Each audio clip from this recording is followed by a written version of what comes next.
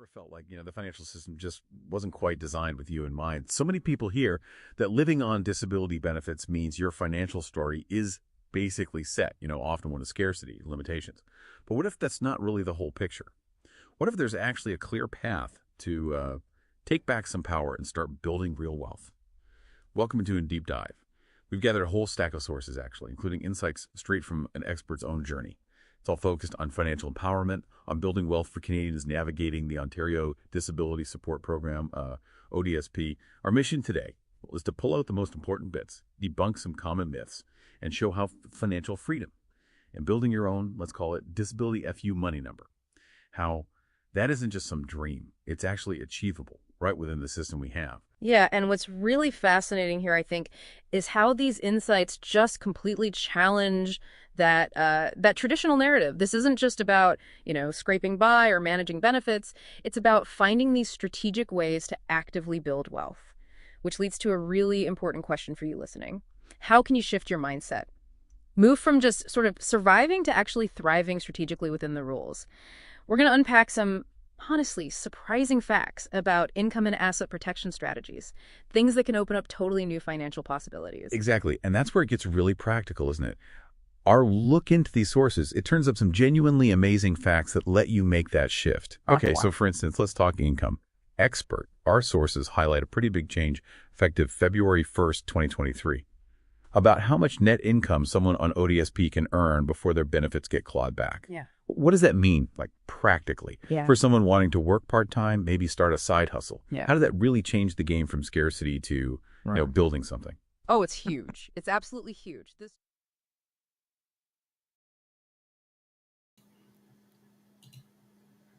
Have you ever felt trapped by a financial system that wasn't built for you? So many of us are told that living on disability benefits means our financial story is already written. But what if that's not true? What if there's a way to take back your power and start building wealth? Hello, everyone, and welcome to Disable Wealthy right here on the Minnie on Cam YouTube channel. I'm your host, Minnie St. And I'm so glad you're here today. For far too long, the narrative around disability and money has been one of scarcity, limitations, and simply surviving. It's a national crisis, with Canada earning the dismal D grade on ending disability poverty this year. I learned that report at the Disability Without Poverty Symposium. I was also a panel speaker on navigating Ontario Disability Support Program. But here at Disable Wealthy, we are breaking the status quo where 1 in 6 people with disabilities live in poverty. Poverty rates remain twice as high as those without disabilities. People with disabilities require, on average, 30% more income to reach the poverty line. We are not going to let this crisis stop us from building wealth. And right now, it feels like it's just me and Patrick over at Disabled Investors YouTube channel. I'm on a personal mission on a disabled wealth journey to become a disabled net worth millionaire. That's a lot of disableds. Inspired by the financial principles of Dave Ramsey baby steps and the entrepreneurial structure of Donna Miller's 5 bank account system, we believe that disabled and wealth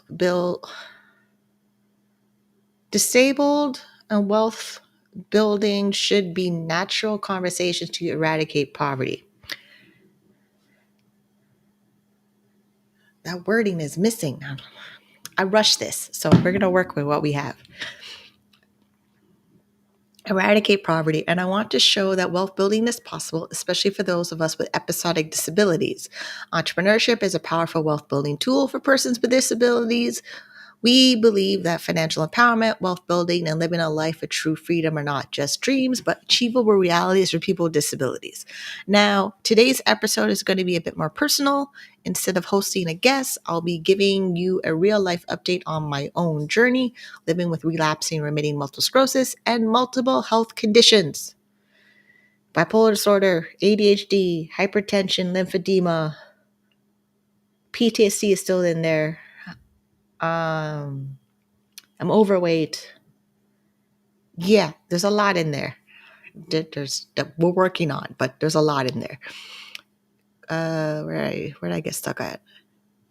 Navigating new disability supports. So the Canada Disability Benefit, managing my registered disability savings plan, navigating Ontario Disability Support Program, and doing everything in my power to not be eligible for Canada CPP disability. I'll let you know why more in the episode. What it looks like to keep moving forward during an MS relapse. Update on there. I got my Mavenclad. I started treatment. I'll also be sharing updates about my financial peace journey. That is pretty wonderful because I met with my financial planner twice this week. And how I'm working on building stability while living with episodic disabilities. Before we dive in, if you're finding value in these conversations and want to support the work we do here at Disable Wealthy, don't forget to subscribe to the channel. My QR code that takes you to my Buy Me a Coffee link. One of them, anyway. I have two. So there's ko-fi.com/Minnie on Cam. Then there's buymeacoffee.com/Minnie on Cam as well. Conversations we do here at Disable Wealthy. Don't forget to subscribe to the channel. You can also be a generous supporter by scanning the QR code on your screen, which is in the top right, I believe. Yes, I think it's over in the top right. Wait, yes. Let me see my little screen. Where'd it go? Did I get? I saw it in the top right. Yes, top right QR code. Your support helps us continue to bring these vital discussions to our community because nobody is having them. I'll talk more about that later. And that's how you can support the channel. And now real quick, because we're talking about money and government disability benefits, let's make sure we're all on the same page with this important disclaimer. Now, this is not a legal disclaimer, but it is a disclaimer that I want to make sure that people understand where I'm coming from and my intentions of bringing money conversations to the disability community that are beyond poverty limitations inside of our system, because we're 1 in 6 people with disabilities living in poverty. I openly share my financial journey on the insights I've gained while pursuing self-employment on the Ontario Disability Support Program. This isn't just theory. It's born from decades of dedicated research, extensive personal trial and error, and years of intentionally building faith, confidence, and self-esteem. Part of the accelerated growth has involved a conscious choice to invest financially in specialized knowledge and guidance from private companies and individuals, understanding that this would significantly speed up my entrepreneurial learning curve. I aim to show that financial independence and financial resilience are achievable while living well with episodic disabilities.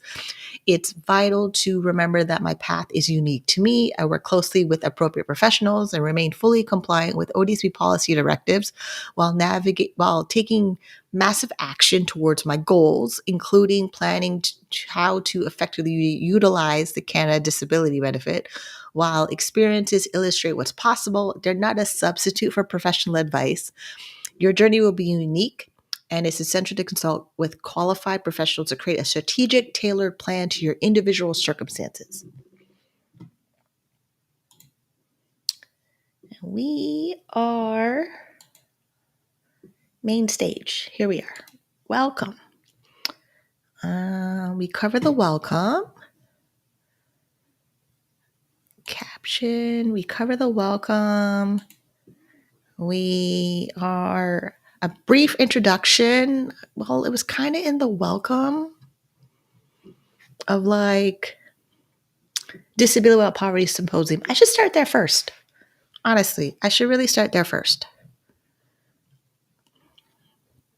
So this week, December 3rd was, let me make sure you can hear me before I continue. Because chat is open, but I don't know who's here. So if you're in chat, let me know you can hear me, because sometimes my microphone doesn't work as well as I think it is. Okay, I heard me over here, so I'm hoping you can hear me. Okay, so this International Day of Persons with Disabilities. Let's get that, which is, I need to move tabs over here. We have a lot of content. And it's mostly because of this week being International Day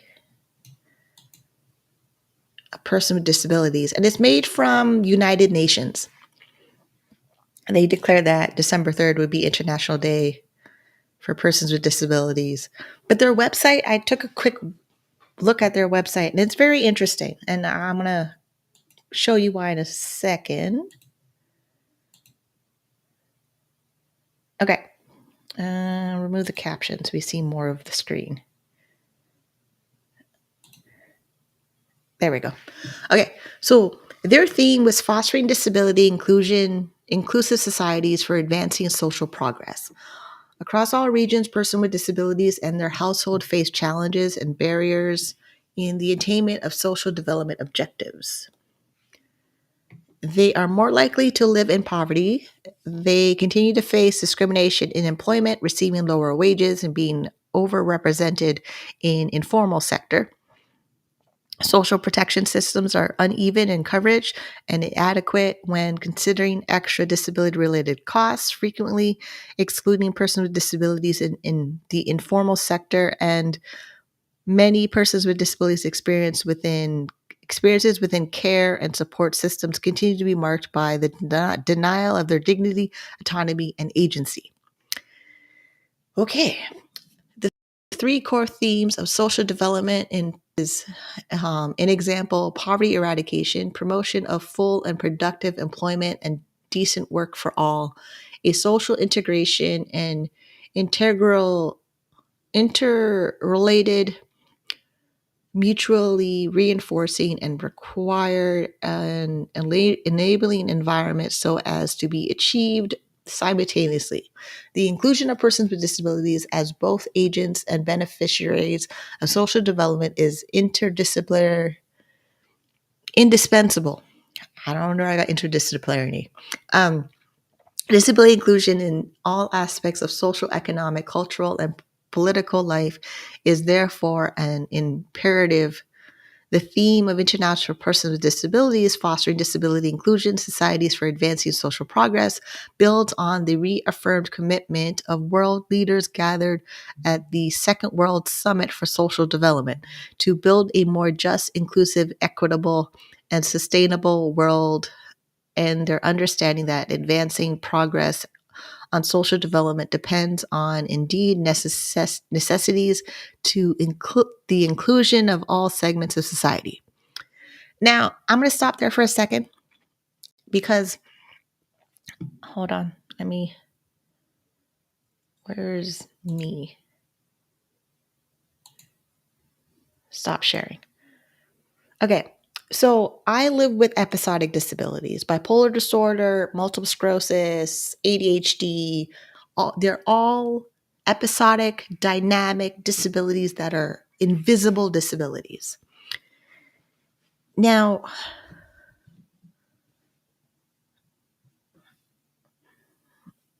I'm a little distracted by my iPhone and the screen because I want to make sure the audio was good. And we did. We checked the audio. So in that context of disability, my disability is secondary. In the sense, if I go out anywhere, nobody knows I have a disability. Like this week, I had to go to do lab work and an ultrasound with a full bladder. You don't know I have a disability unless I tell you I have a disability. Then you look at me like, what are you talking about? Like the white lady on the bus.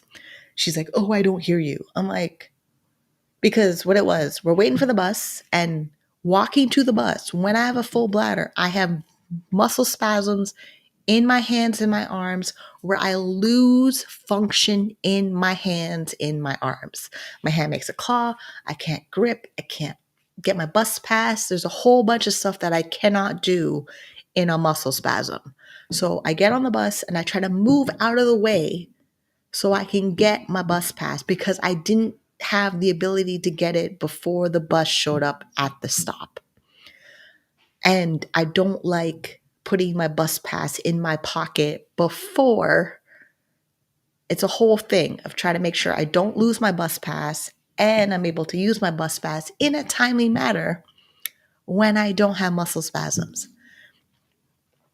Now, the beauty out of that situation, the lady who was rushing me rushed me on the wrong bus that she needed to be on. But when I'm out in public, if you don't physically see me have the muscle spasm from start to finish, like October 31st, I'm walking from the store. I have 2 grocery bags in my hands, and my hands literally involuntarily move in this muscle contraction upward direction where my hands are, the fist of my hands of holding the shopping bags are stronger and tighter, and I cannot relax. And then they're moving up direction to my shoulders, and I can't do anything, and I'm in pain. I'm in pain, full on pain. There's nothing I can do. My face is awful. Like I'm trying not to scream. It's the most, because I'm being squeezed from the inside out. Whatever the people in the MS community call it the MS hug, but you're literally being squeezed. And I'm squeezed in my hands, my arms, my ribs, around my ribs. So left side first, then my right side, then my right hand. And sometimes it's only my left side, not my right side. Or it's my right side and not my left side, because they're alternating right now. They're less frequent. They're about, I want to say 3 times a day, which is kind of great, but still very uncomfortable, still very painful. If I'm out in public, you have no idea it's happening unless you see it transform in my hands. Like when I went to church, I'll walk into church. I literally am huffing and puffing. I can't move. And the ladies are like, "Are you all right?" I'm like, "Yeah, I'm just having a muscle spasm. And I just needed to go away for a few seconds so I can go to the bathroom." Like, I really have to give you a full update of what's happening if you see it. And if you don't see it and it's happening, when it's in the phase of leaving my body, you don't know what's going on. So these disability stats, I feel like they're only representing a certain demographic of the disability population. And also a certain demographic of the disability population where their disability is their entire identity. My disability is not my entire identity. It's something I live with. I consider it a medical condition I live with because it's multiple sclerosis and bipolar disorder. Bipolar disorder is managed with therapy and pharmaceutical drugs. I've been happy and luckily been able to take quietapine, brand name Seroquel, since 2011, and it's doing fantastically well to the point where I'm on it for life because my doctors are like, "Why would we get you off of it? You're doing so well on it." And then the multiple sclerosis, overall my multiple sclerosis, I'm at the disease score of a 2 or -2, depending on my symptoms. But for the most part, we're doing everything we can to slow down disease progression of multiple sclerosis. Then I have to do lifestyle choices to manage my multiple sclerosis. And then I live my life the best way that I can. So when we read all the stats of disability this and disability that, yes, they're good to know. This is what the people of our countries are doing to people with disabilities, and anybody can wake up tomorrow morning and have a disability. I'm one of them, where I woke up tomorrow morning and I had a disability. Literally, I couldn't move my left arm. My doctor rushed a EKG, MRI, and a whole bunch of other tests that I found in Pocket Health. I kind of hate that thing. It has every medical exam I've ever done in 12 years, all directing into I have multiple sclerosis. And oh yeah, my curved spine, scoliosis, definitely seen in the x-rays. Definitely seen in the x-rays. And definitely confirmation I need to get a breast reduction based on my x-rays. Based on me visually seeing them and going through them and trying to study what they are, I can't really tell my brain MRI scan, but I definitely can see my brain looks mostly okay. Praise God. based on that, I don't see any shadows. I don't see any major things in there. My spine are there. And I sometimes see it like a Christmas tree. Makes me wonder what's going on in there. But yeah, disability, we need to treat it better. We need to treat people better, because the amount of people that I'm meeting that are trying to maintain their professional career, whatever reason, this month I met 3 people that work in healthcare, and they all have a disability, and they're all trying to work with their disability and continue on life. And hopefully their multiple sclerosis or neurological condition doesn't affect them enough so that they continue taking care of children, having their career, go through life, go through menopause and perimenopause, and enjoy themselves the best way that they can and give back to the community and have impact and influence and all those things. Then I meet other people with disabilities where they literally just fall apart. They just fall apart. There's no spark. There's no ambition. It's barely surviving. They're at the point they cannot work. They're at the point where their only means of survival is government benefits. And I used to be there when I was going through not multiple sclerosis, bipolar disorder. The symptoms of bipolar disorder, I was psychotic. This was not available in 2008, 2007, 6, 5, that whole range of time. Everything before 2011, I was barely hanging on with duct tape and thread. And luckily, the moments I was stable, I put things in place to access benefits, to access supports, because I didn't have insurance from an employer. So when you don't, if you're working really hard and don't have insurance, and then you become disabled, you're SOL.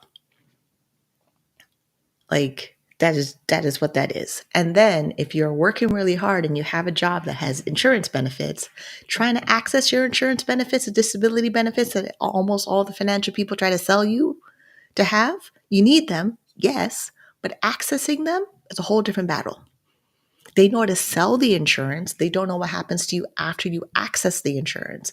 And then after you access insurance, you're grabbing onto supports from the disability organizations for your specific disability, or general information of disability supports in the entire community. There's a lot of organizations that support people with disabilities, and navigating that part of it, I don't like doing it, because all of them promote this mindset of poverty, limitations, scarcity, and fear of losing benefits.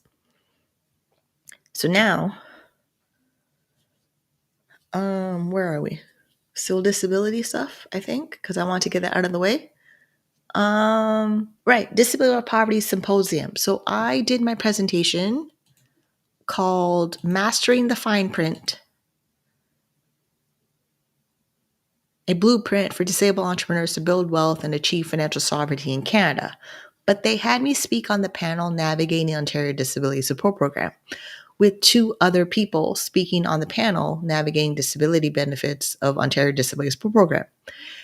The thing about that I don't like, after it's all done and we did all the planning to get the panel organized, is my lived experience of showing people you can navigate the system to exit the system is not properly heard in a panel of me talking with 2 other people who only focus on the limitations of Ontario Disability Support Program that I no longer experience.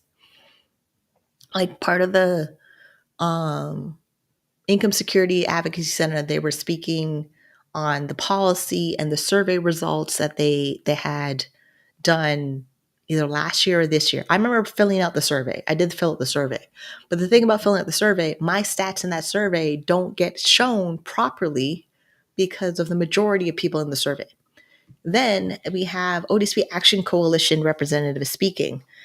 Majority of them over at ODSP Action Coalition is mostly policy reform, focusing on the people who cannot work, due to disability on Ontario Disability Support Program. Yes, that support is needed, but Ontario Disability Support Program also has employment supports.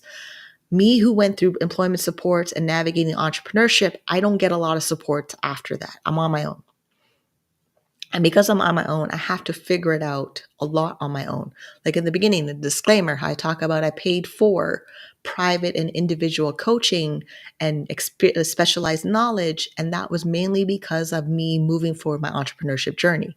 I am not in the mindset of building a business to just barely make money. It's a hobby. I'm not doing a hobby. I'm not doing a side hustle.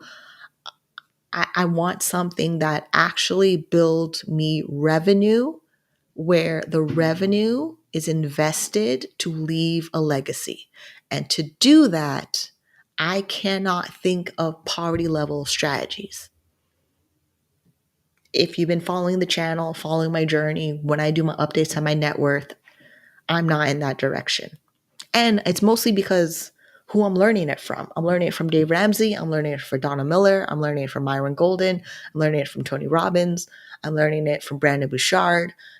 Like, yeah, mostly men, but mostly men who've really overcome their challenges. Myron Golden is disabled with polio. Like, Dave Ramsey gets callers on the Dave Ramsey show that are on disability benefits, who are sick and tired of being on disability benefits, who want to build wealth on disability benefits. And it comes to a point you have to choose poverty or build wealth. You can't have both because the governments don't let you have both. The government program is not designed to let you have both. Like, you have to choose, are you going to be self-sufficient, have your own income sources, where your income sources are supporting your disability-related expenses. And then if the government is supporting your disability-related expenses, they will cut a budget before you blink. And I know this because of what I had to deal with in August with having a relapse of multiple sclerosis and unable to use my hands. And according to certain government programs, I'm not disabled enough. Like, they're waiting for me to be bedridden before they help me. I can't do that. The level of I cannot do that. So with everything that's going on with me and me teaching my content and delivering my content and my messaging and my lifestyle, I live the examples I'm trying to teach. And I'm sharing my whole business at the same time. Where I kind of wish I didn't share everything, but I'm sharing everything. Okay, so acknowledging the International Persons with Disabilities Day. We did that. My lived experience as an expert. We did that. So yeah, I should put in the chat. The Disability Without Poverty presentation I did is on the YouTube channel for Disability Without Poverty. Here's our YouTube link to them, but it's not. Hold on, I'm going to find my actual video so you can see it. I'm not reading more disability stats. I could read more stats from Stat Canada and all that, but it's pretty depressing and I don't need to give it any more power. It doesn't, like, it needs to be eradicated. It needs to be where we know Canada is the best country in the world and people are living like we eradicated the homeless problem, the unhoused problem. We eradicated domestic violence. Like, there's so many things that need to be eradicated that we're just spinning our wheels, researching, like, how the panel for navigating disability, ODSP I was on, was one person's doing reports about people on the poverty line of Ontario Disability Program. Then another person does advocacy to try change policy, which we need that, but we move too slow. We move too slow. Okay, where's my video? Let me put this in chat. And then I have to link it in the description. So if anything, me speaking on the panel navigating Ontario Disability Support Program, I grew more as a person. Yay. But I grew in the direction that I have to eradicate poverty for myself. disability and all, multiple sclerosis and all, like, and there's a lot of things in place that has to get done to do that. Like my health has to be a little bit better. And I also don't listen to people that focus on multiple sclerosis as the worst case possible scenario. Because for me, it's not. My doctor said so. Like, the way my neurologist, she's awesome, is very proactive, defensive of slowing down progression of my multiple sclerosis. And luckily, 1 out of 3 drug choices that I chose Mavenclad, is doing well. Today's day 4 of week 1.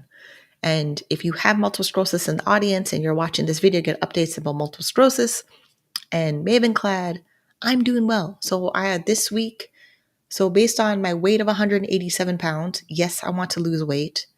I get 8 pills over 5 days. I take day 1, 2, and 3, 2 pills a day. Day 4 and 5, I take 1 pill a day. So today is day 4. So I'm taking 1 pill a day. I'm taking it in about 2.5 hours. I try to take it the same time every single day. For me, I'm taking it in the afternoon, 3 o'clock. So 3 o'clock, I take it. The most I've had of Mavenclad is a sore throat on day 1. Basically, so day 1, I was fine. When I woke up on day 2, I had a sore throat. I took a Tylenol, it went away. But I took a Tylenol 3 hours before I took my Mavenclad. Because if you're on Mavenclad, they tell you that you're not supposed to take anything in the same window of Mavenclad. They want you to do it 3 hours before or 3 hours after. Then I met with someone in the Facebook group, the Black MS Experience group. They're about to start Mavenclad. She's very anxious. I'm trying to let her know that it's a very simple process. And it's just because the window of you diagnosed with multiple sclerosis or you're confirmed you're having a relapse, and then you have to pick treatment or change treatment, is the most stressful process because there's a lot of factors in place. For me, was waiting for all the blood tests and vaccine updates that I had to do. I had to get the hepatitis B vaccine all over again. Then I did my COVID vaccine, and then I did my flu shot vaccine, and then I had to wait 2 weeks. I just stopped taking teriflunomide, and then 2 weeks after stopped taking teriflunomide. Teriflunomide was the first disease-modifying drug treatment I was on for multiple sclerosis. I had to be cleared of everything so I could start Mavenclad. Then Mavenclad had to be submitted for insurance, my insurance being the Ontario government. And ODSP is not covering my Mavenclad. It's in the Ontario drug program under exceptional access and different other government programs that are made with the drug pharmacy company that made my Mavenclad. And then if I still got rejected, Mavenclad said there's a compassion program they would put me in to still get me treatment. A lot of things I don't have to worry about because the pharmacy, the MS clinic, the government have already made a decision. It's waiting that my case is deemed worthy of being covered in the program and waiting for them to say yes. That part I don't like at all. That part I don't like. And it's mostly because of getting approved for Ontario Disabilities Program in 2011 and being locked into poverty while we're going through all this stuff. And then in the meantime of waiting for all this stuff to happen, my registered disability savings plan crossed a milestone number of $120,000. So the official number it crossed over when it did was $120,009.19. Fantastic. Fantastic. It's bigger now. It's bigger now because I had in there a global dynamic real estate fund that wasn't performing well. So we sold that part of my stock in the registered disability savings plan and we bought Middlefield Real Estate Fund Dividend A. And that, since we made the switch, looks like it's doing really well because of the way that the entire portfolio jumped, and then I'm adding in precious metals, 10%, health fund, 10%, we've thought about getting in Desjardins overseas portfolio, but it's not available in my registered disability savings plan. So we're going to add in India. India is mostly just banks over there in 10%.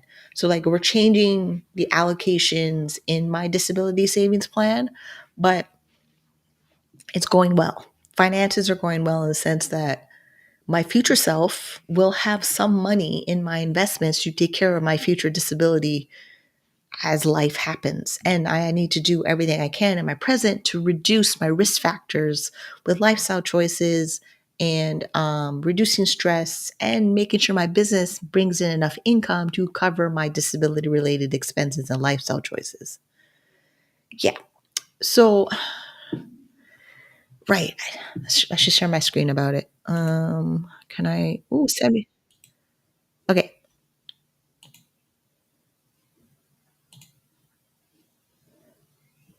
Well, I mean, I put it in chat. I did. I put it in chat. So disability or poverty has my presentation. Where is it? Here. Okay. I had a thought within a thought, if you're wondering why I jumped around so much.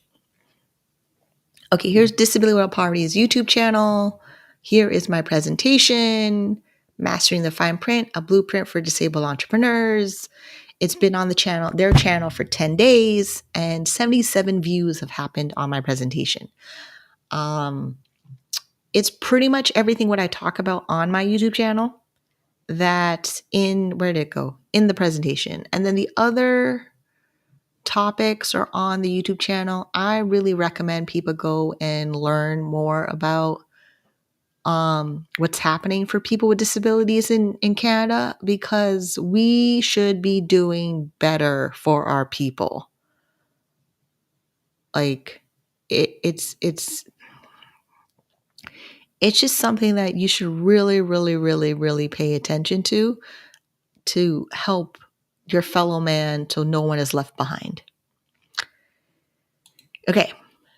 That we talked about. So the reality of trying to work, save, and invest and lead a life on benefit programs. Yeah, this is what we're doing. So like I work self-employed. I'm saving money. I have to replenish my $1,000 emergency fund because I took out $850 to go in my disability savings plan. But now that because I haven't been able to work because of the muscle spasms, I have to use a portion of that to pay the minimum payments on my credit cards, then wiggle the budget, the next payment date of my Canada disability benefit, $200, and then my ODSP payment. Yeah, like it's in the budget. We'll do the budget. We probably should go to the budget. But there's just like, if I don't talk about it here, it's not. It's like it didn't happen, like a tree falling in the forest. And I remember when I wanted information of how do I work and build a sustainable future to leave disability benefits. Because once I realized that Ontario Disability Program is determined to keep me in poverty based on their policies, I had it. I totally had it. The sick and tired and being sick and tired, I had it. And then now, learning how to navigate multiple sclerosis, bipolar disorder, for the most part, it's already set up. It's already in motion. I'm jumping over topics now. We did that one. We're back on, relapse health update. Yes. So I got to learn more about me more than before by what I've been doing in the last couple months. And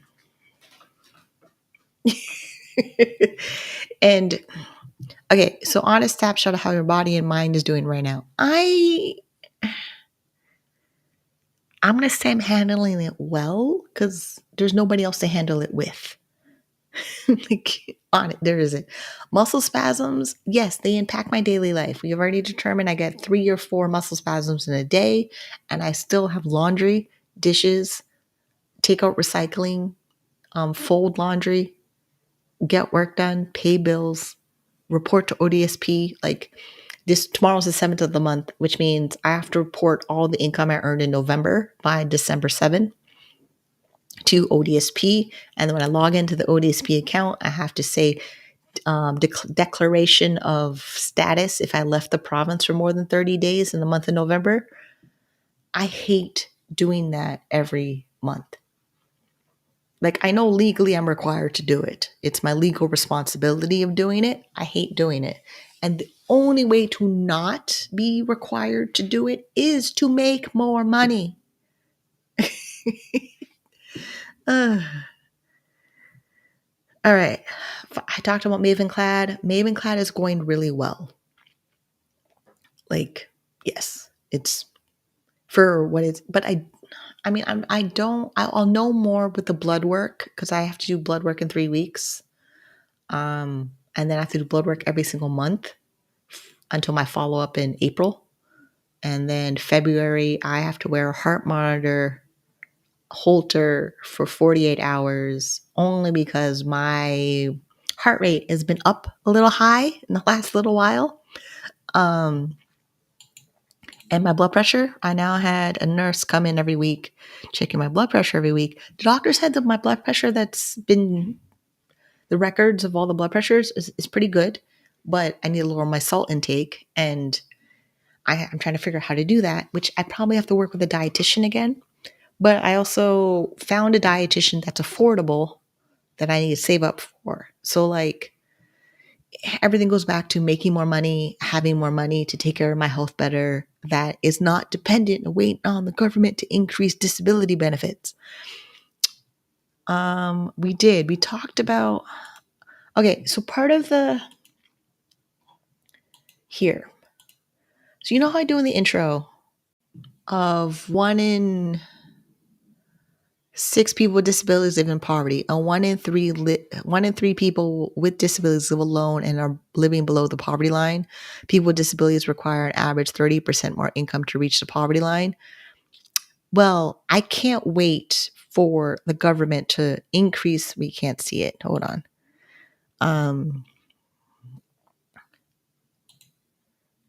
Fit the page. Can I do full page? 2-page view. Nope, wrong one.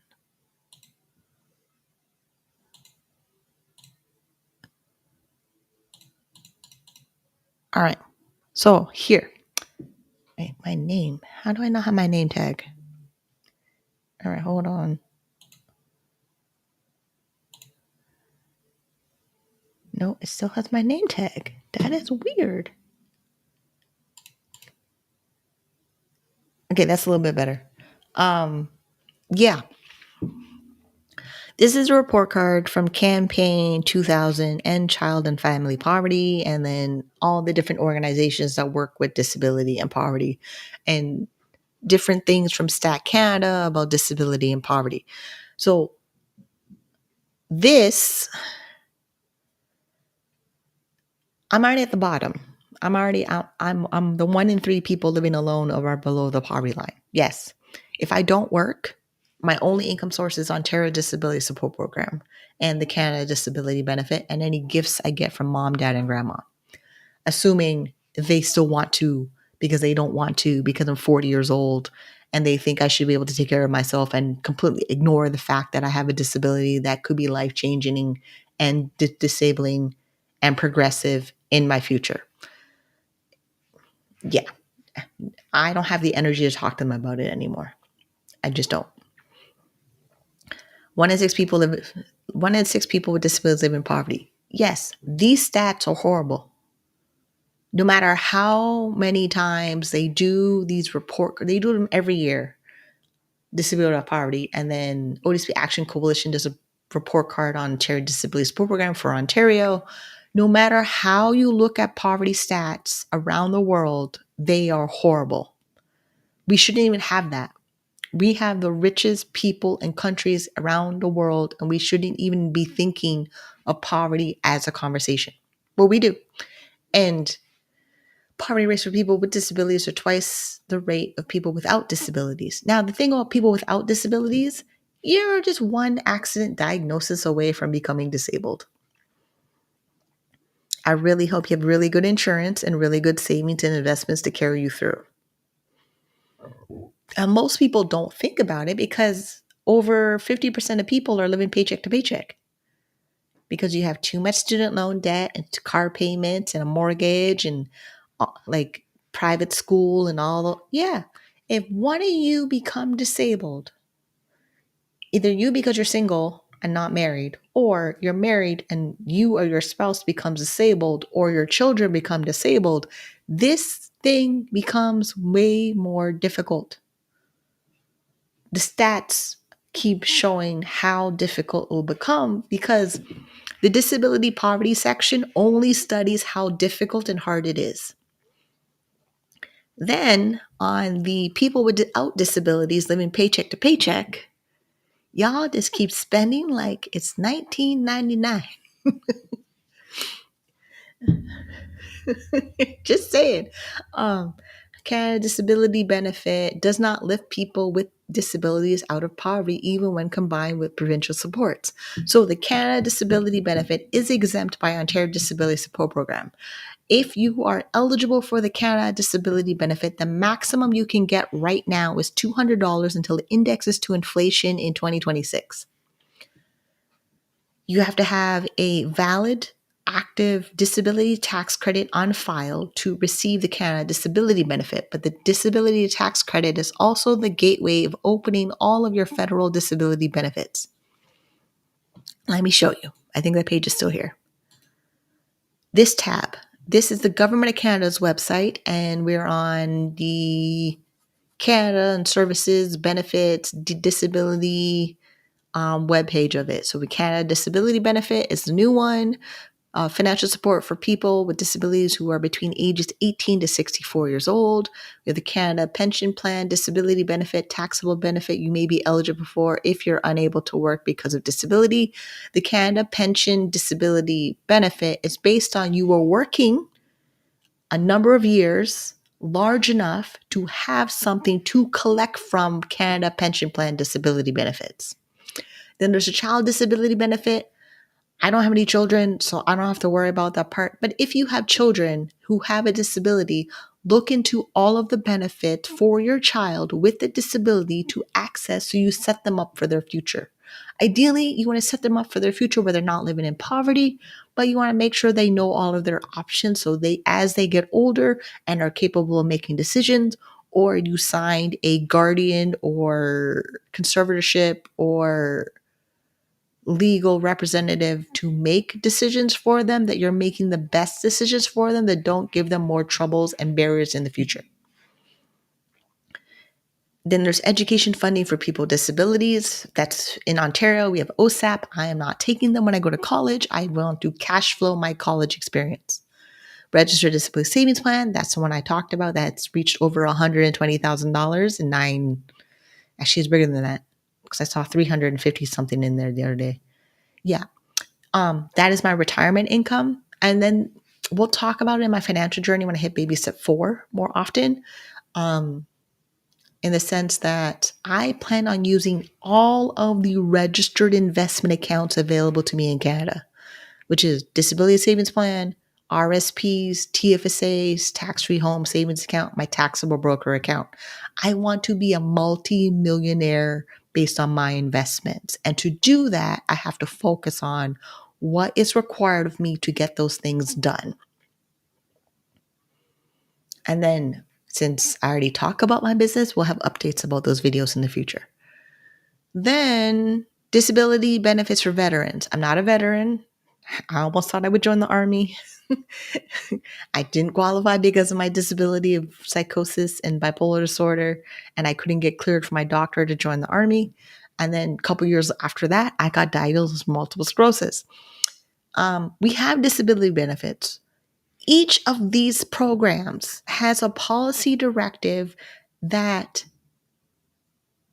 It's the most limitation, barriers, obstacle course you can imagine. And then there's Ontario Disability Support Program, which I read that part of the policy on a frequent, regular basis, which is part of the whole mastering the fine print, navigate disability benefits. And my exit strategy of Ontario Disability Program is based on what it says in the policy directive. And I sound like I'm yelling. Okay, we don't need this anymore.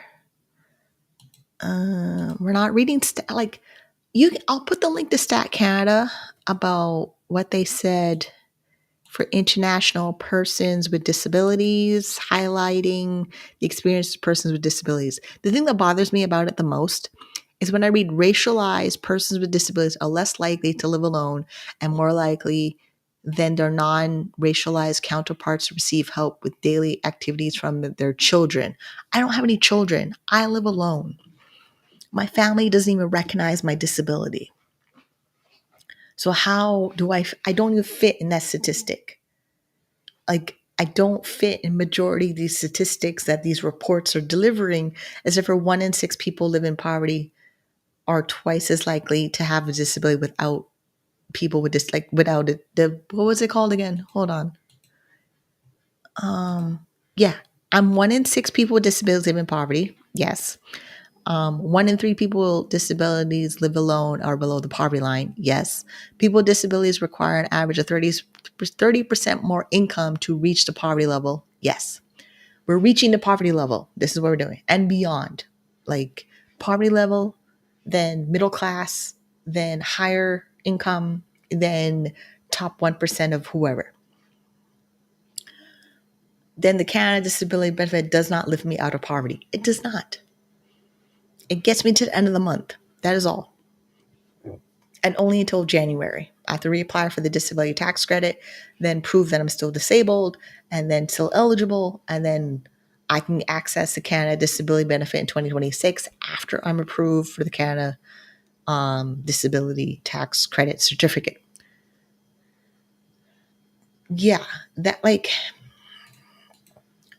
the reason we read the stats of disability is so we know where people with disabilities are coming from. This is the narrative status quo they're painting for us as the norm. I'm trying to be weird. And we already know I'm weird by following Dave Ramsey, and I'm weird by being self-employed. And I'm also weird based on how my disability manifests itself in my body. It's just what that is. I already know that. Full report of the disability report card from Disability Without Poverty. I will put that in chat. I'm not really going to go through it because it kind of makes me sad. But there was a part in here I did wanted to read a little bit, like how they gave the report card. I may read on a different video. I don't know. Disability Without Poverty Report Card 2025 provides a national snapshot of poverty among people with disabilities in Canada, drawing on the most recent data from Statistics Canada, Canada Income Survey 2023, and the Canadian Survey on Disability 2022. The report, hey, how you doing? Yes, weird. Because my disability savings plan is at $120,000. That's not the norm. Most people with their disability savings plan that I've met, they barely have $30,000 in there. And if they have more than $100,000 in there, it's because they are more financially literate and financially aware of where they want to go with their finances. And I've only met one other individual that does it, which is Patrick from Disabled Investor. He's been a guest on the channel before. This is where I will link the video in chat, but it's on the channel. I'll put it in the description after the live stream. And then when I was a guest on PWD and Allies with Brent and Neil over in British Columbia, Neil barely has a lot of money in his registered disability savings plan. And then there's a gentleman I talk to online sometimes who manages a disability savings plan for his son. Main reason that's going to have any decent returns or investments planned in there is because it's a parent managing a disability savings plan for their child. But our stories, again, they're not heard about because we only focus on the deepest parts of poverty of who's there and how they're doing. So, and it's not like the government doesn't study poverty. They study it all the time. They just don't study it in a way to actually turn it into a solid action plan of how to reduce poverty and eradicate it completely where nobody is left behind, but they want to leave people behind. Last year, the report gave the federal government a failing grade of F. This year, the grade has risen only slightly to a D. At least it improved a little. The Canada Disability Benefit began to roll out in July 2025. The $200 per month payment remains too little for too few, leaving 1.5 million people below the poverty line, with many barriers to access remaining. Yeah. So how did they grade the D? Some steps were taken, but impact was limited. Progress was uneven, slow, and lacked coordination. Measures did not meaningfully reduce disability poverty at scale. Yeah, but like, how do you think I'm going to get an A? Comprehensive, transformative actions across all areas, meaningful income supports, automatic enrollment, harmonized provincial systems, accessible access process, and sustained investments that materially reduce disability poverty nationwide. Nobody does that.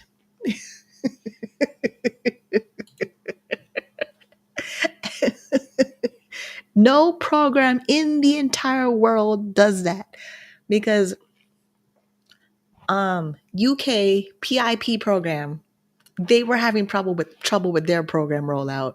Then Alberta made their H program more difficult by adding extra two system tier program where people with disabilities had to prove why they're not working and prove why they're not eligible for employment supports to prove why they're disabled and not working. The Americans, they want to cut the SNAP program and other different programs to support their poverty disabled population. And Canada's like 40 million. We're like the size of California. And then America's is like 400 million. If you wanted me to go review everybody across the world, nobody does an A excellent in their program. I can't even say that. No, I think all of them, I can't even say that they're moderate either. If we got a C in Canada, and then I have to dig around Australia and New Zealand because I looked at it briefly, but I need to go back and check to see if they changed anything.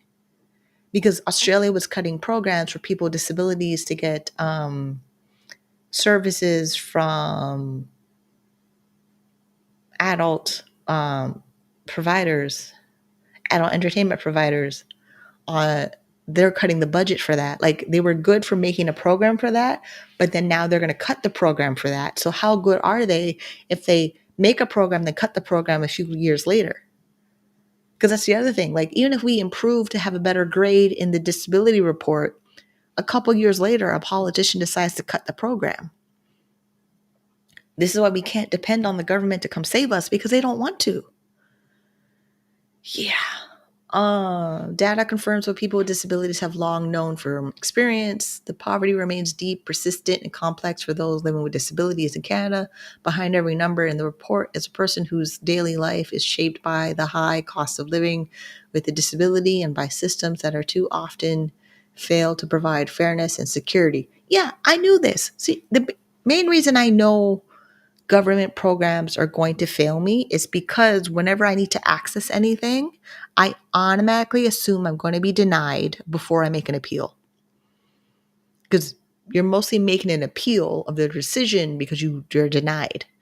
But I literally go in anticipation denial. Like, even when the doctor told me I had to change medication, the first thing I was worried about was insurance. And she's telling me not to worry about insurance. We'll take care of it. Like, my doctor's already ready to be an advocate because the MS clinic I go to, they see 10,000 patients or more a year for MS. And I don't know if that's across Canada or around the world or what. But And then, I need the blood pressure machine. The blood pressure machine, the only reason that went so well was the pharmacist. I went to the pharmacist. I spoke to they told me one particular person in the pharmacy works with people on ODSP accessing equipment and blood pressure machines. Once I knew who he was, he did everything for me on the same day, mainly because I had all of my confirmation I'm on Ontario Disability Support Program in my phone. And I showed him everything in my phone from me talking to my caseworker or trying to get my blood pressure machine. Then he pulled out all the blood pressure machines. He recommended me I get the brand name, professional name of the blood pressure machine. I didn't want to get the giant large one. I got the small one, and great. And then he said, you can walk out with it today. I said, that's great. Just give me a receipt to confirm. And we did. Then now I have to, because I don't want to deal with that process again in the future, I have to save more money in my budget to not be dependent on the government to cover my blood pressure machine or whether equipment I need in the future, a walker or the bathtub bench. The bathtub bench was the most horrible experience you can possibly imagine because the occupational therapist that brought it over brought me a used one smelling of urine. And it was, yeah. I never want to go through that ever again. But I did find shower benches on Amazon. I'm hoping that's a better experience. Yeah. Where are we in this report? Poverty rates remain high and stagnant. 16%, 1.5 million of people with disabilities live in poverty in 2023, nearly double the 9.5 among non-disabled people using the low-income measure. Using Canada's official poverty line, the market basket measure. Is it market measure? I forgot what that is. 12%, 1.1 million remained in poverty. Minimal improvement.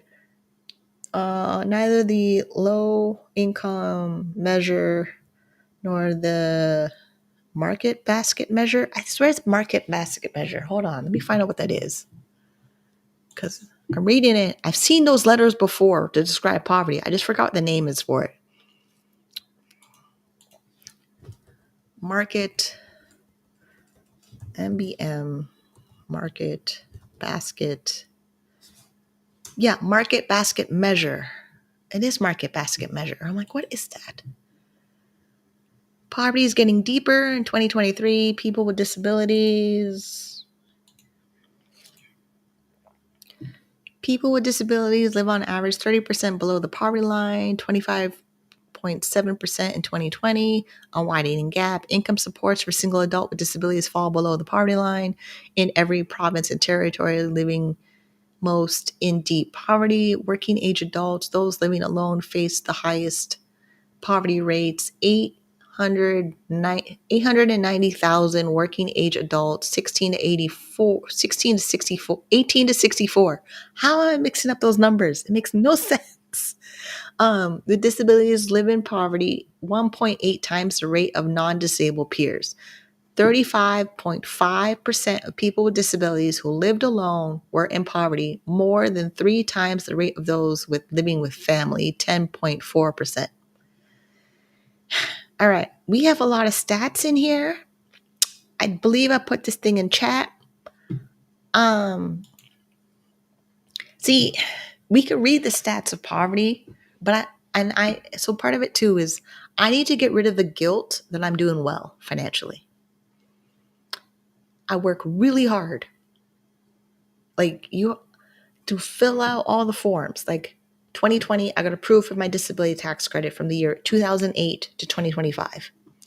Then 2021, the government sent me a letter about my statement of entitlement to max out my registered disability savings plan.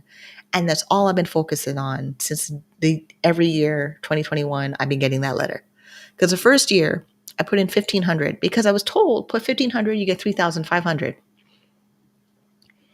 It was kind of not all true advice in the sense that the government already determined how much money I would be eligible for in my disability tax credit.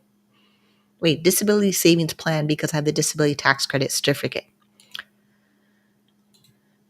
Now, if you are living below the poverty line and you're eligible for your disability tax credit and you open your registered disability savings plan, yes, you're more likely to get the disability savings bonds if you're under the age of 49, which is $1,000 per year, a maximum of $20,000.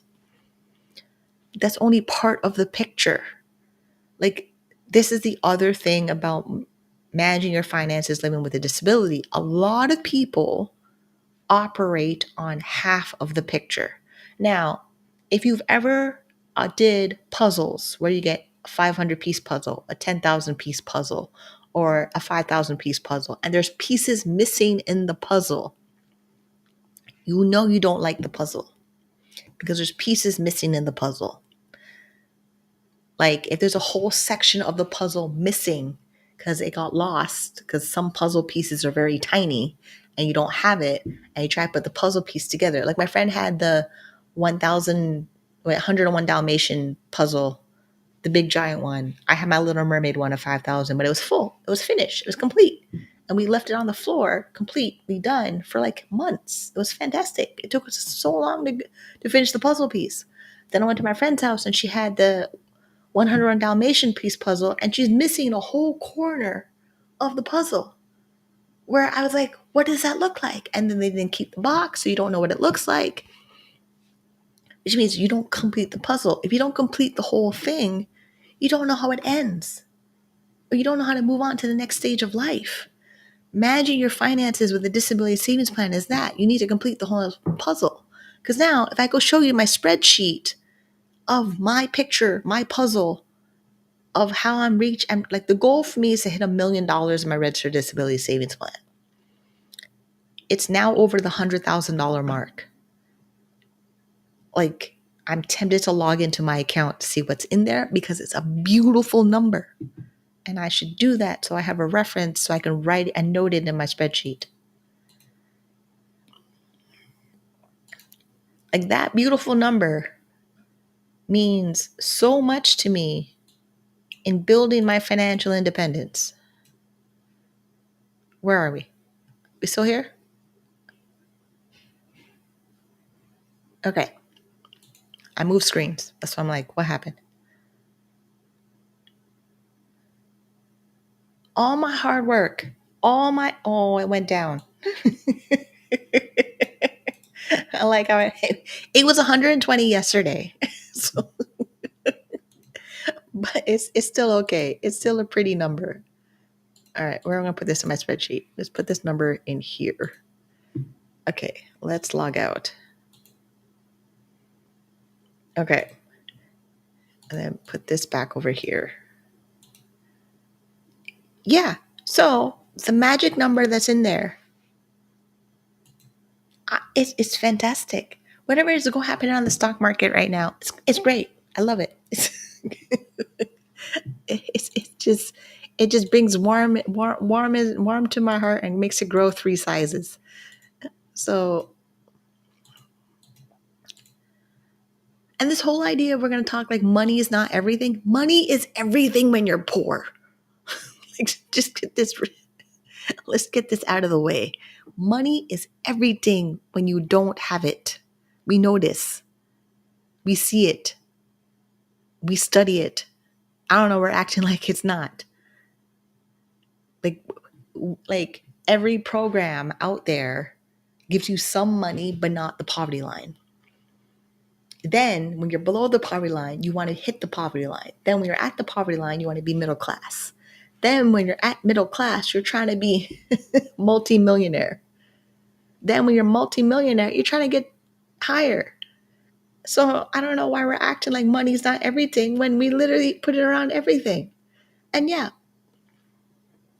there's people like put way more meaning on things than we need to have them. But we don't have another system of how we exchange ideas, goods, services, or knowledge without spending money. Because think about it, student loans, that financial crisis of student loans. People took out student loans to go to a educational institution to buy their education, hoping their education would do what? make them more money.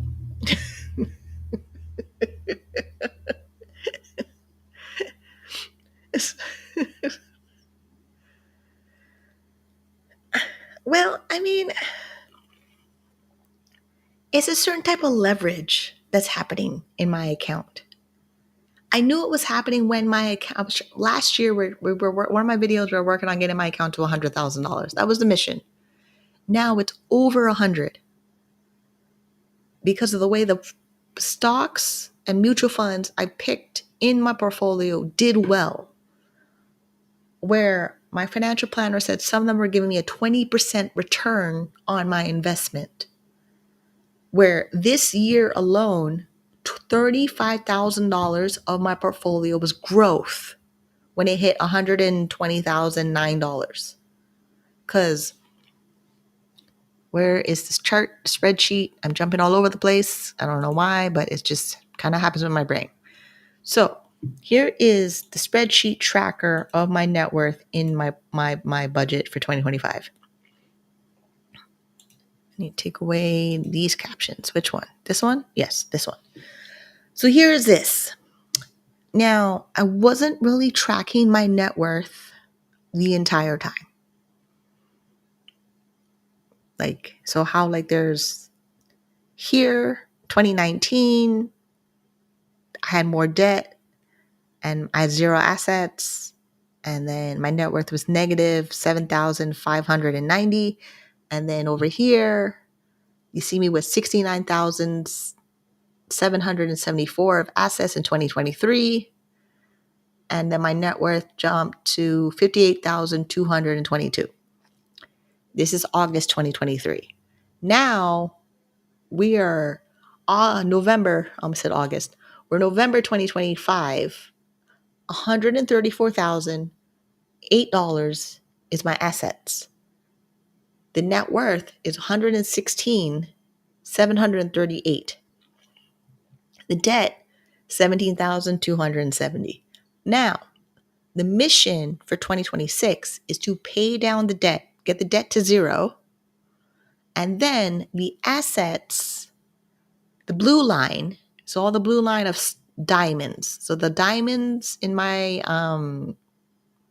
my chart is all my assets. That's the blue line. And then right underneath it, the yellow line, the stars, is my net worth. And then the triangles, like the warning triangles, are my liabilities, which is my debts. Then eventually in the future, I plan to buy a house. So then you'll see, depending on my house mortgage value, it'll be in there and then I go back down again. So my debt is 17,000 and change. Then we pay down credit card debts. Then we keep my credit card debt as low as humanly possible to qualify for a mortgage. Then there'd be like $850,000 mortgage in there for my 2-bedroom. Do I still want 2-bath? Yeah, my 2-bedroom, 2-bath condo in there. That's it. And then I go back to school. And then when I'm in school, all my assets and income are exempt 100% according to a policy directive Ontario Disability Support Program. The plan is there. I just have to do it. Plus, the plan that I'm doing, you would not learn it at ODSP Action Coalition because they don't want to teach it. I asked. They don't want to do it. So I got to do it myself. I may go to Income Security Advocacy Center and present them my workshop series, and we can figure out how to do a research project. I feel like if I'm working with people who are working and they want to build assets and a portfolio and be sustainable and no longer eligible for certain government benefits, then I can build a research backed by data of who other than me can go through this program. But I'm going to do it when I'm in a position of strength to do it, to teach others, so that way I'm not drowning with them. Yeah. So December, it's a slow month in December. And then November. What happened in November? Where's my November? November, we spent, where is it? Oh, wait, dashboard. Because that's just confusing me when I go in there. We spent $3,141.67. Income that came in November was $2,407. Majority of it, actually, no, I had a gift from mom. Mom sent me some money. Yeah. So mom sent me some money. Then it was buy me a coffee. Thank you very much for people that bought me a coffee. It helps support the channel, and you can scan the QR code on the right-hand side to support the channel, or there's super chat if you're on the YouTube channel live right now. Those help. They help. Trust me, they help. They help me improve microphone or screen readers or better lighting setup in the living room. Keep them coming. Keep supporting the content so I can teach you how to navigate the system in Canada for disability benefits. So if you're in a position that you're disabled, unable to work, and that's your future, that's your future. This knowledge you can teach other people. If you can't come off the system yourself, you can help other people come off the system too. That's just the main part of it. Because this whole idea that people are living in poverty and they're going to stay there and be crabs in a bucket, bring everybody else down who's trying to exit, that's not helping. Like, if you can't leave, make sure the people that want to leave poverty have the support they need. That's all I'm asking. Yeah, so 1,700 came in November from ODSP because I worked in October. I made income in October. Oh, I had more money coming in October. Wait, did I? It feels like the same amount of money. That's wild. Because it says I averaged $2,300 and $7 a month of income for 2025. That is interesting.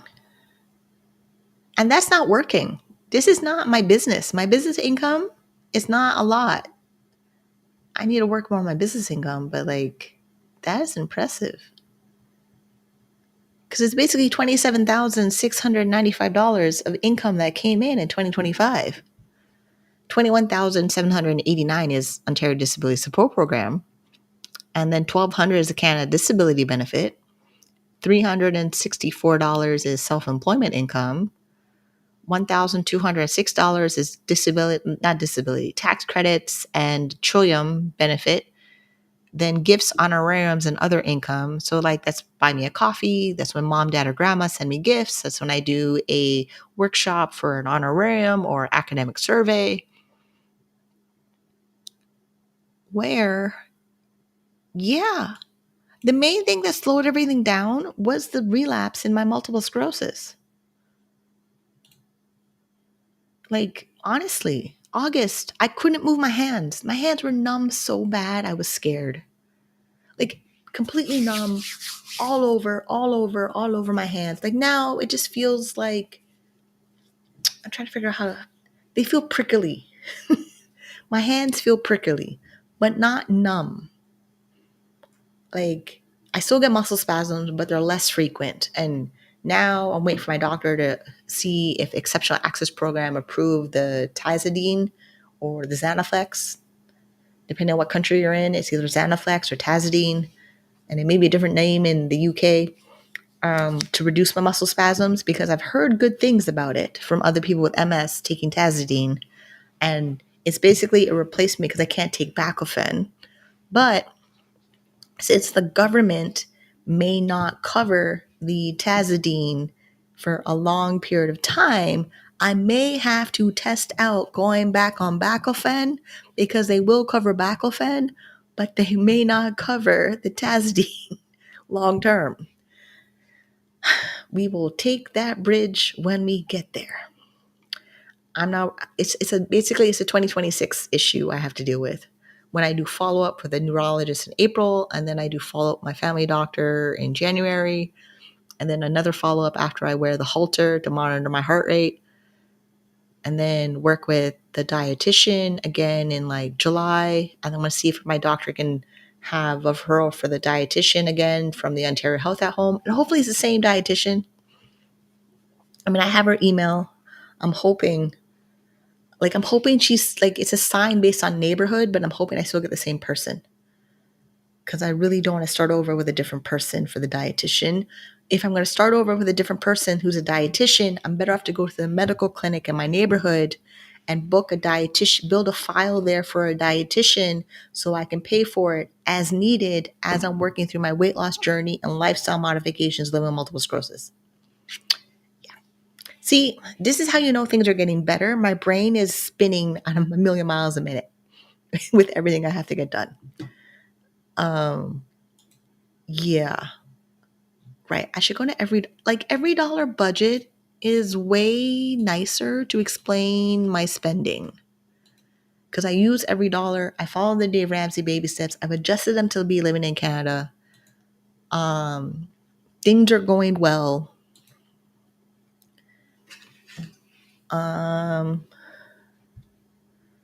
Well, now I'm going to freak out about it later. Like when I check my net worth for, I said 100 and, I didn't even tell you what's in there. I didn't tell you what's in there. All right, here's every dollar.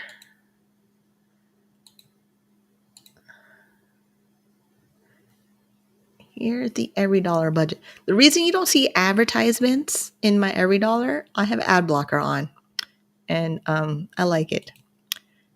So November, that's what came in November. Disability benefit, $1,700, $1,797, 85 cents. Oh, the other thing about the presentation with the whole navigating Ontario Disability Program, the panel discussion. So like Income Advocacy Center, they were trying to explain that maximum you can get from Ontario Disability Program is $1,408.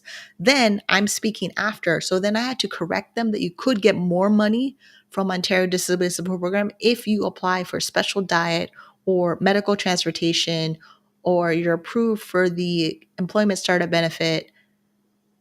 Like there's more money you could access in Ontario Disability Program based on your individual circumstances. And I always had to be the person in the panel to say that because the other two were not going to say that. Yeah. Okay, Canada Disability Benefit, $200. No money from self-employment in November.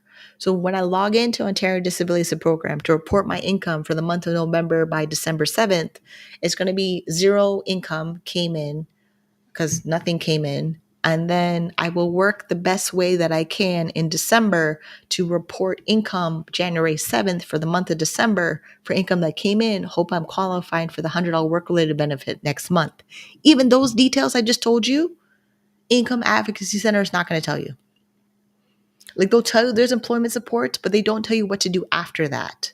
Like they don't tell you how you're reporting your income with ODSP works, or how you have to keep receipts and keep good record keeping with your disability benefit file to make sure that your caseworker is actually processing your file correctly. It was mentioned briefly with ODSP Action Coalition, but it's only because ODSP Action Coalition speaks after me in the panel discussion, so they had to agree with me because they know that I'm right.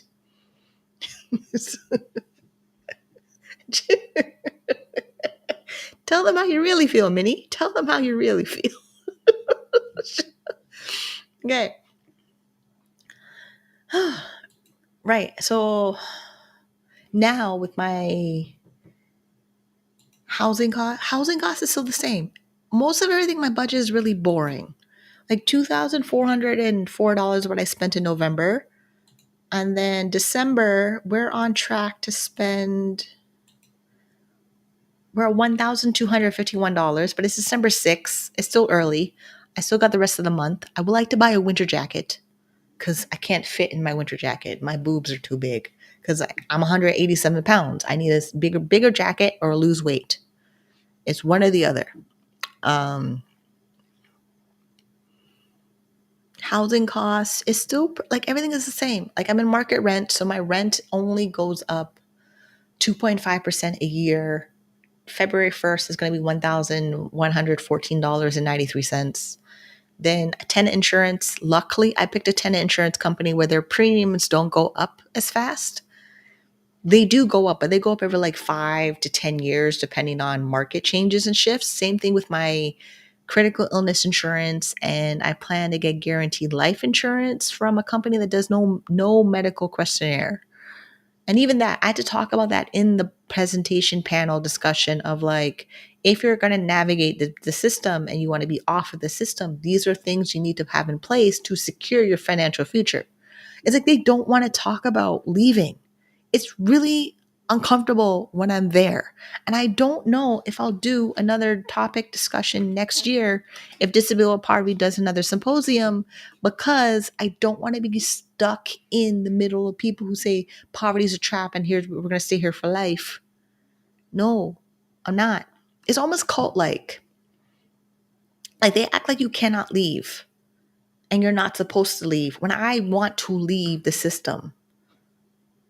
Like me telling you what's in the policy directive, yes, activates you to change the system and demand change in the system and make lives better. But leaving assistance, if you choose to leave Ontario Disability Program, PWB, the program in Nova Scotia, Australia, UK, anywhere around the world, it is a good thing. Go do it. Congratulations. I'm giving you permission. Like, make it to the other side. You don't have to stay in poverty your entire life. You can actually make changes with yourself to do it. And the fact that you're watching this video or listening to this video or reading closed captions on this video or reading the transcript of this video means you have the possibility of doing it, because I do it with an entire online business. Okay, here we are. Yeah, December is still pretty early. The only thing in December that's really like, oh my God, December, is my net worth, which we saw the chart. We did. We saw the $134,008 assets, $116,738 is net worth. Debt is $17,270. We are working the baby step plan. I need to get back in baby step 2. So January, February, March is getting back into baby step 2. That way by April, May, actually, can I get done by January, July? Ideally, December 26th is my goal date of being debt-free, consumer debt-free. I think I can do it sooner because of the fact that I'm on new treatment now for multiple sclerosis. Where is it? This button. Yeah, I'm on treatment now for multiple sclerosis. Things are going really, really well. Muscle spasms, the doctors have figured out a possible solution. It's just insurance waiting to cover it. And my doctor didn't want to just order the prescription. I had to go pay for it. I don't have any money right now. So if she gave me the prescription and I brought it to the pharmacy to get it covered, or at least try to get it covered, because also her clinic has a pharmacist in it. So I think she asked that pharmacist if it would be covered. They said no. Then she filled out the form. My doctor's kind of awesome that way. So we're going in knowing that if I have to go on back offense, she's going to monitor me more frequently. And hopefully there's no incontinence, because I really don't want to have that happen. And we did the ultrasound on my bladder. That's true. We did the ultrasound on my bladder. Yeah, because part of the reason of doing the ultrasound on my bladder was to follow up on my fibroids. But if we can figure out if my bladder is normal, then maybe it's MS related. See, this is a whole process of elimination I go through every single time I go to my doctor, of what is the root cause of my symptoms. All of them. Like, pretty much. Like, all of them. And I try not to think about it because there's just too much to think about. But this is also something I don't get support with anywhere else. I get opinions. I get, have you tried this? Like, I don't know how to try stuff on my own. Yeah, I've tried everything, and I want to focus on what's working. Like the Overcoming MS program. Where's that? Hold on. I didn't put that up. Overcoming MS. I've talked about it in previous live streams. Here's Overcoming MS. I like their program. They make life with MS simple. They have a 7-pillar program that involves diet and vitamin D, physical activity, stress management, medication, family health, change your life for your life. Now, my family, like everyone who needs to know I have multiple sclerosis knows I have multiple sclerosis. So if they develop multiple sclerosis, they cannot go on and keep saying that nobody in the family has multiple sclerosis. They know I have it, and I've said it enough times that they should be aware it could be a potential that they could have it, or their children could have it, or the cousins in the family could have it. Our family is too large around the world to not have it. Somebody must have it, and they're not saying anything about it because they're trying to tell themselves it's something else. And the something else I think they're trying to tell themselves that they have is either a B12 deficiency or sickle cell.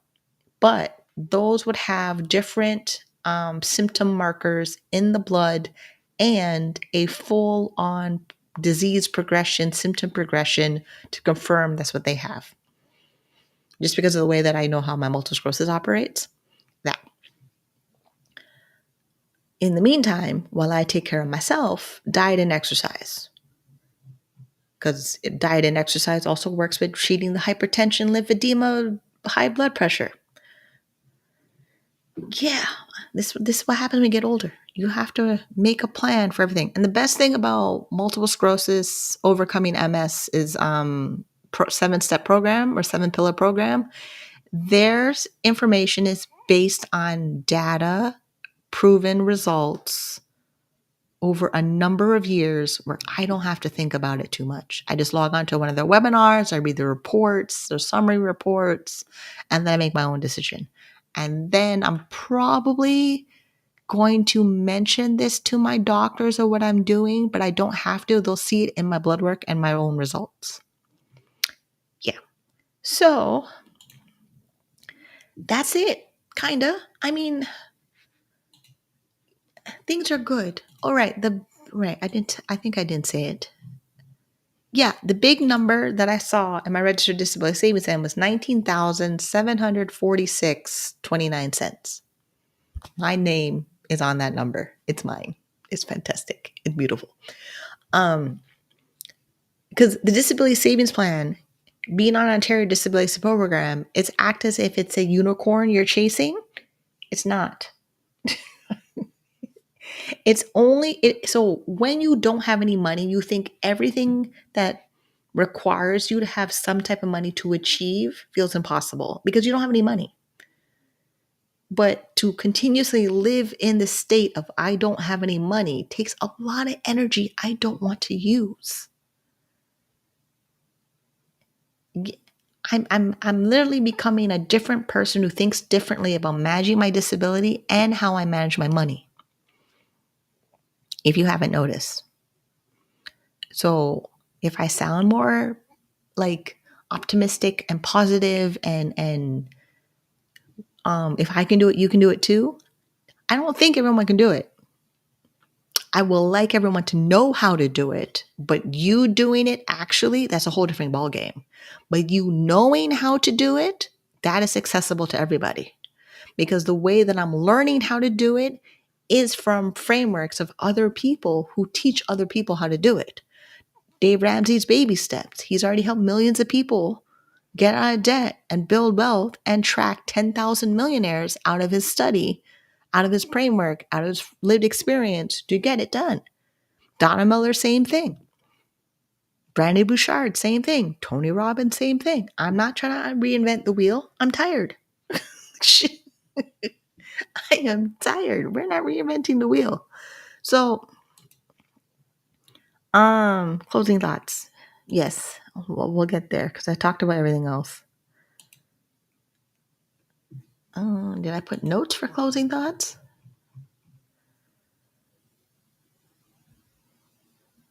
Yeah. So I'm on a journey of financial independence, living with episodic disabilities, and wealth building is possible. So here on the Minnie on Cam YouTube channel, I will do my best to have conversations about money, finances, disability benefits that put you in a position of power and autonomy and agency and choice, which was the same mission statement of Disability International United Nations. Where did it go? It was in their thing. We read it earlier. Oh, hold on. Here. Is it here? Here. Many persons with disabilities experience within care and support systems continue to be marked by denial of dignity, autonomy, and agency. So dignity, autonomy, and agency as a person who's on a journey to financial independence is what I do over here. That the mission for the United Nations for International Persons with Disabilities Day wants to do, I'm just not waiting around for other people to come help me. Yeah, that is what that is. Because 3 core themes, poverty eradication, promotion of full and productive employment, that decent work for all, and social integration, and are interrelated, mutually reinforcing, and requiring an enabling environment so as to achieve simultaneously. Yeah, my legacy planning, the build wealth and give like nobody else part of the baby steps plan, we will get there. I've been thinking about what that's going to look like for me for being a person who has no children and who's building a net worth that's getting larger by the year. I can't stop that train. That train has left the station. Putting money in my registered disability savings plan plus my other registered investment accounts and the way that they're growing and the way that I meet with my financial planner, I pick my stocks and mutual funds options out of there. That's going to happen. That snowball is rolling down the hill. So it's up to me to be a good steward with my money and of my energy and my time and my resources and live out my purpose while I'm still living so that I reclaim my dignity, autonomy, and agency. So I hope this is helpful for somebody out there to be inspired and motivated and hopeful and some piece of joy because this is me living with MS and bipolar disorder, like, and ADHD that I'm not treating my ADHD. So, and I say this because I feel if I treat my ADHD, it would slow everything down. And I don't want another medication to pay attention to or worry about side effects and blood work. Like, I probably need to say that clearly to my doctor why I don't want to take it, but that is the reason I don't take it. So bipolar disorder, I take medication for that. Multiple sclerosis, I take medication for that. I'm doing lifestyle choices to be healthier lifestyle choices. I cut out alcohol out of my life. The other substances are out of my life. Like alcohol is reduced, but it's mostly out. Like I'm not buying alcohol home. If I go out, I got to make sure I limit myself to 2 drinks maximum instead of 2 drink minimum. So, yeah, I'm gonna have to. And with my work, alcohol is the biggest thing that would be present in the environment that I need to work on supports and tools and resources to manage that, which I probably have to go get a referral for some like support program to manage that, which I'll wait and see in April when I do follow-ups, because even that, like just to break the constant doctor appointments, yeah, that will probably something I have to work on, and we will. And I am talking too much, and I don't have anything more to say other than, no, I don't have anything to say. I thought I would close out with something like powerful and meaningful, but really and truly just have a blessed day and try your best. See you next time. Bye.